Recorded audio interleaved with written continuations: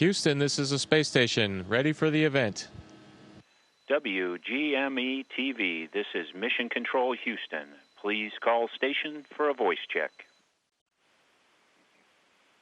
Station, this is WGME-TV. How do you hear me? Loud and clear. Welcome aboard to the space station. Great to be with you again. Thank you so much, Chris. First of all, I would like to say it is such an honor and a privilege to be able to talk to you again aboard the ISS. So thank you, and to NASA for making this possible. Absolutely, my pleasure. My time is winding down, so I'm very happy to talk back with my home state there in Maine. Well, let's talk about that a bit. It must seem almost unreal to you that this mission is about to come to a close. How are you feeling as that date approaches? You know, it's interesting. I get asked that often these days, and the time has gone by so incredibly fast. It feels to me, honestly, like I've been here 3.5 months or so instead of 5, just north of 5.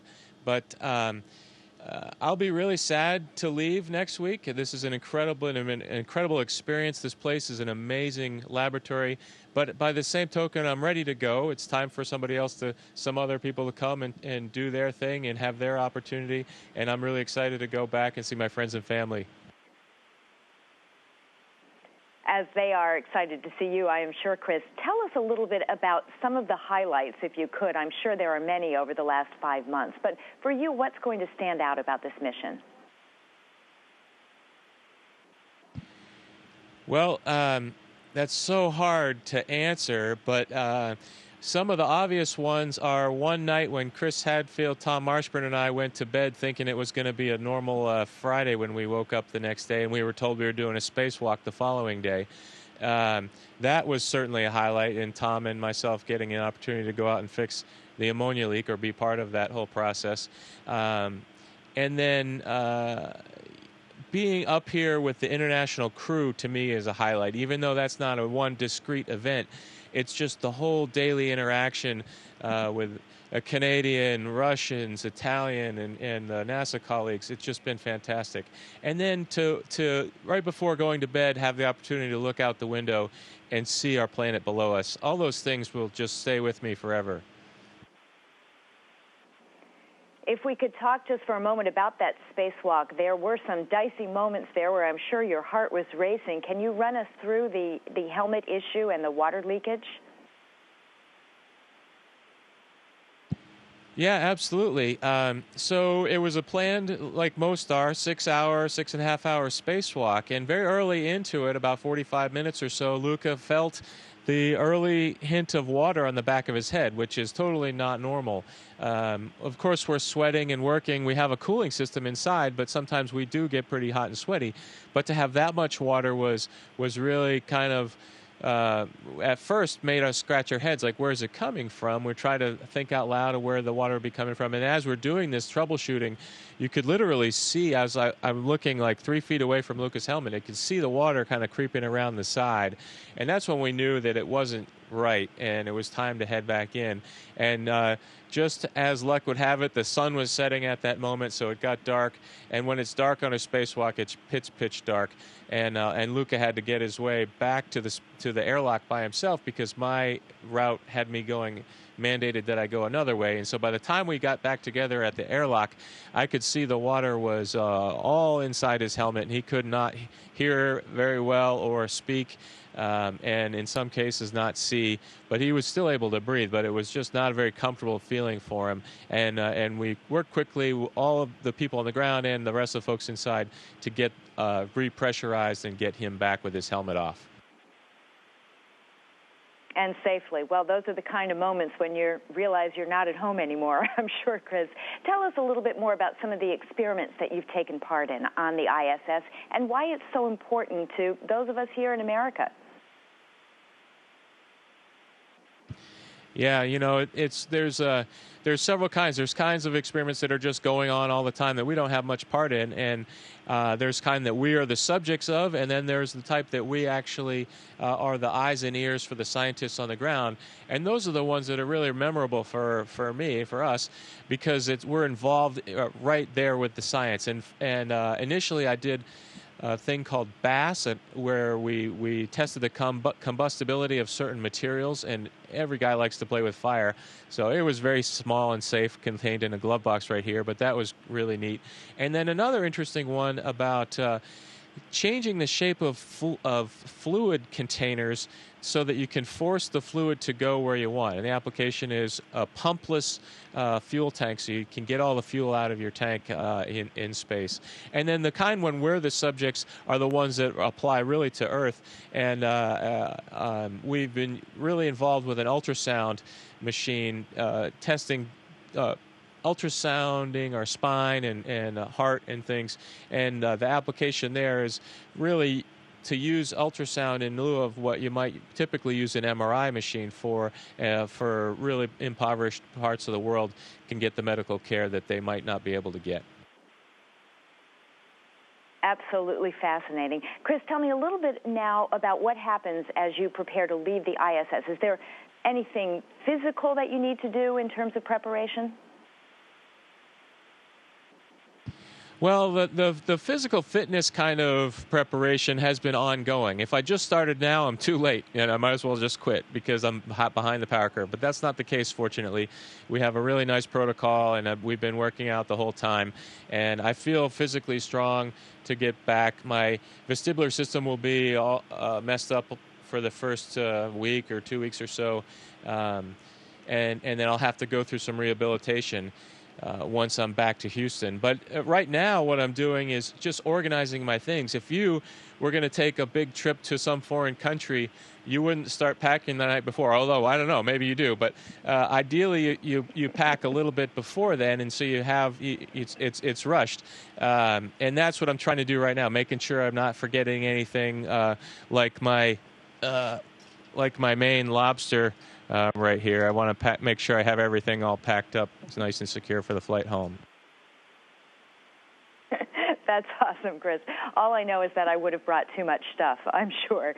Speaking of Maine, I think it's been terrific how you've managed to stay in touch with your hometown, even taking part in the road race. What has it meant for you to stay connected with folks here in Maine?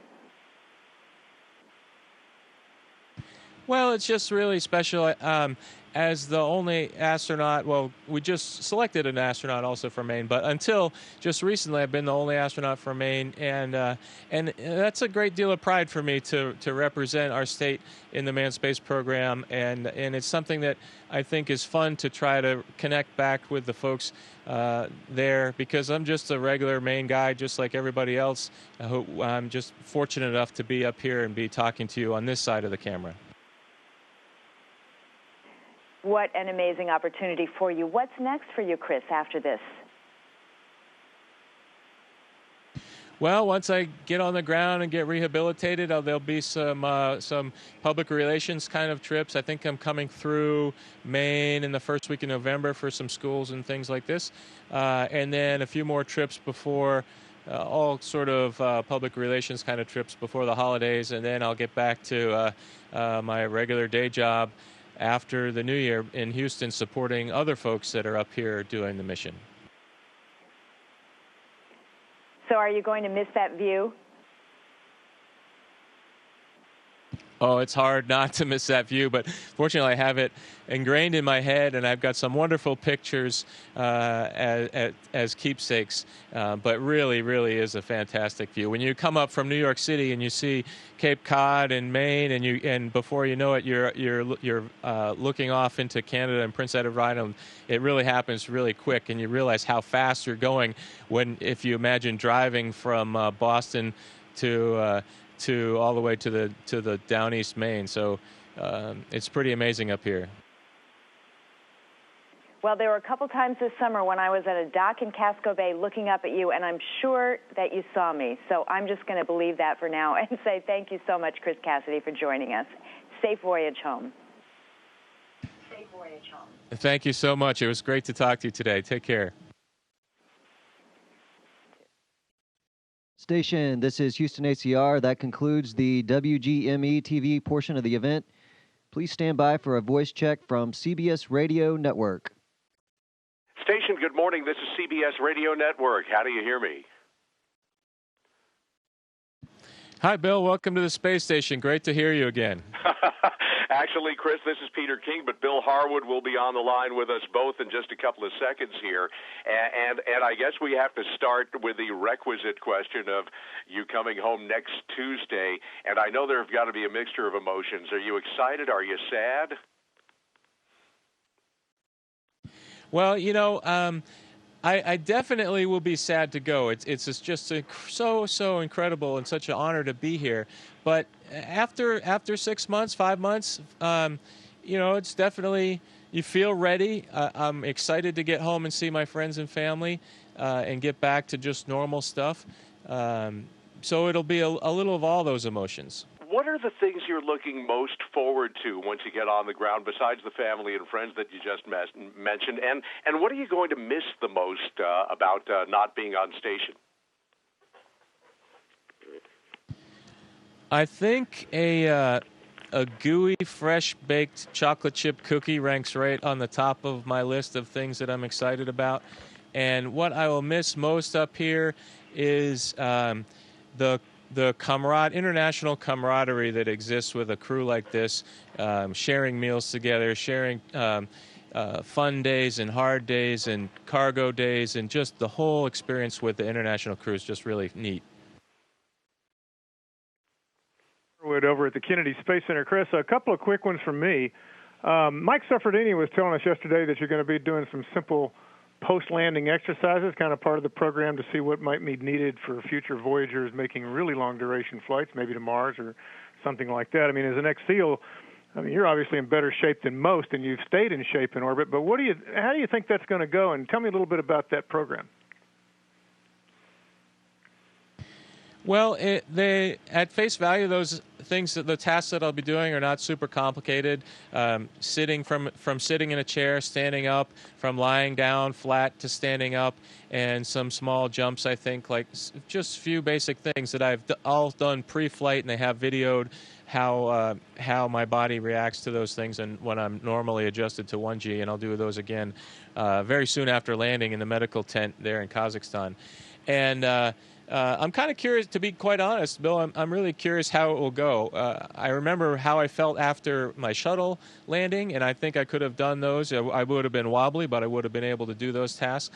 So I'm really curious to see how it is after this length of time. I don't think physical fitness has that much to do with it as it does neurovestibular kind of things. Yeah, you're probably right about that. One quick question in terms of what you're looking forward to with landing. You're going to be riding the Soyuz home. Tell me a little bit about what you're looking forward to. That's quite a ride by all accounts.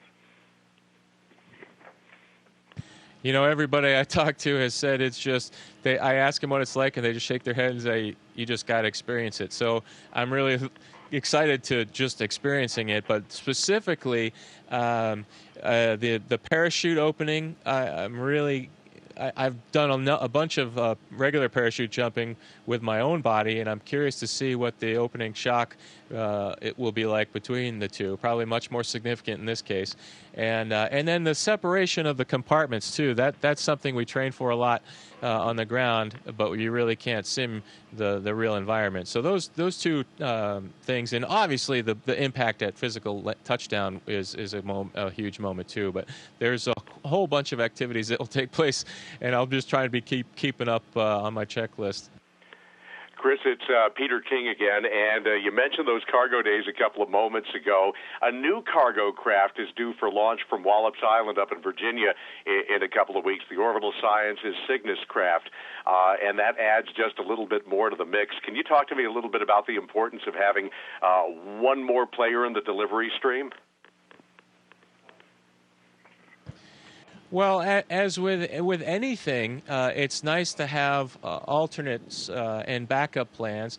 things can go wrong with any vehicle, and not even in the space program. Your car, it's nice. That's why you and your wife probably have 2 cars, so you can back each other up, and that'll be the case here. We'll have multiple ways to get cargo to space, and we'll be increased the crew to 9, for example, here in a few months, and those are the types of instances where we really got to be prepared for having additional water, additional food, the clothing to support all those people, and then the experiments and everything else that is involved with keeping this place running like a well-oiled machine that it is now, which I truly believe we're really firing on all cylinders in terms of getting the most out of this place and maintaining it at the same time. It's amazing what the engineers and the ground controllers can do, and we can help out as best we can from up here.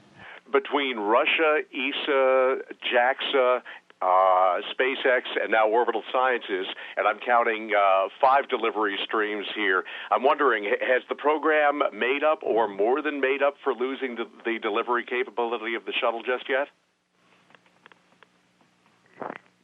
Well, maybe if you add up all that weight and volume, you're probably close to even. I don't know the exact numbers, but the physical size of some of the components that the shuttle can bring up, we're not quite there yet. So the shuttle was a really, really cool machine, and the capabilities that it had to allow us to build this thing and have me be able to fly from the JLP, come down, make a corner, another couple corners, and zip all the way down to the Russian segment, and do that takes about a couple minutes to go that length, and the shuttle was certainly the workhorse to get us to allow us to do that. Hey, Chris, Bill Harwood, one more time. Got a question about ISS extension. Boeing's doing an engineering analysis to look at what might need to be done to get the station to 2020, and then there's a lot of talk about possibly operating it all the way to 2028, the 30th anniversary of the first module's launch. What's your sense of that? I mean, I realize you have a very narrow-angle view up there, but what's your sense of the station's ability to do that? And what would you say to those who might argue that it would make more sense to spend that money on something else after 2020 and to let the station go?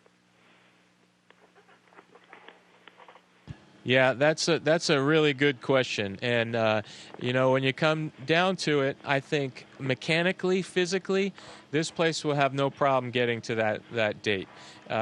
It's more a question for our lawmakers and the big picture of how we see our space program going in terms of we're given a budget. Every agency, every government organization has their budget, and you got to make decisions based on that. And at some point, we have to figure out what we can do with our given allotment of money and make the best for it, whatever the goal is for it. My personal opinion is this place is a fantastic laboratory, and like I said, it's really, really ticking well right now. And we need to just keep on taking advantage of this place while we can. Because I think it can no problem make it to the date that you mentioned. Chris, it's Peter for at least one more here. You had an incident last month where you spotted a UFO of sorts that turned out to be a piece of the old Russian Zvezda. Now, how cognizant, we know you're pretty cognizant of what's out there in terms of earthbound objects, and you spend a lot of time looking at the Earth. I'm just wondering how much time you spend looking in the other direction for things that might not be from our planet, that might be something else. Well, for some reason, there's a big blue magnet for my eyes, and as soon as I try to lift that gaze off the edge of the horizon, my eyeballs get sucked right back to Earth. Maybe the force of gravity affects my eyeballs from space, because I can't stop looking at Earth. And the farthest I every now and then I look off into the skies and the stars and gaze off in that direction. But to be quite honest, 99% of my time is looking right down at the planet. And when we saw that floating antenna cover, it was really interesting. It was just kind of hovering right above the service module. We knew it was a cover of some sort, but it had no rate at all. It was really cool to see. It just kind of slowly drifted away. It took forever for it to separate from us. Chris, a yes-no quick question. You've been up there for some 5 months plus. Would you like to go back and do it again? Yeah, I would. It's The answer is yes, and I would talk to my family and my wife about that, but if it was just me, I would say absolutely yes, I'd come back, no problem. I'd love to. Great. Well, great speaking with you. Have a safe trip home, and we will look forward to speaking with you when you get back down on the ground. Thanks so much, Peter and Bill. Nice talking to you. See you soon. Thank you. Station, this is Houston ACR. That concludes the event. Thank you. Thank you, WGME-TV and CBS Radio Network. Station, we are now resuming operational audio communications.